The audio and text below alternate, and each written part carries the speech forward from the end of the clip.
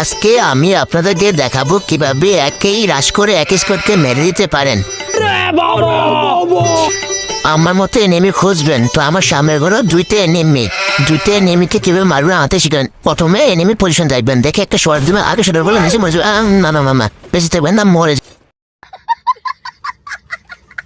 তো গাছ এবার কোনো মজা করবো না, এবার সত্যি সত্যি আপনাদেরকে আমার গেম প্লে দেখাবো কিভাবে রাশ করতে হয়। এবার একটা এনিমি আসছে, এদিকে ড্যামেজ দেবেন, একটা গ্লোয়াল ফালাবেন, তারপর আরেকটা গ্লোয়াল ফালানোর পর নিজের আইজিএল পুয়ে দেখাবেন।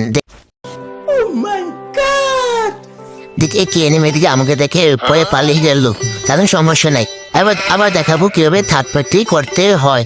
এভাবে আসবেন, এসে গানটা হাতে নেবেন, তারপর আবার গানটা হাতে নিয়ে ড্যামেজ দিয়ে অন্য এনিমির কিল করে দেবেন। তারপর আবার এদিকে চলে আসবেন, এদিকে চলে এসে আরেকটা এনিমিকে দেখা যায়, আরেকটা এনিমিকে ড্যামেজ দিয়ে গ্লোয়াল ফালিয়ে দেবেন। গ্লোয়াল ফালানোর পর আবার এর পিছন দিয়ে চলে আসবেন, চলে এসে কিভাবে রাশ করে মারতে হয় আবার দেখাবো আপনাদেরকে।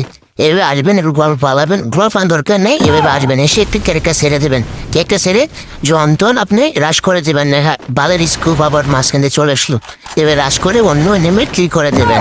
আবার গ্লোয়াল ফালাবেন, তাদের সমস্যা পিছিয়ে আরেকটা এনিমি, এই এনিমিটাকে ড্যামেজ দিবেন, ড্যামেজ দিয়ে নিজে অন্য এনিমি হাতে মরে যাবেন।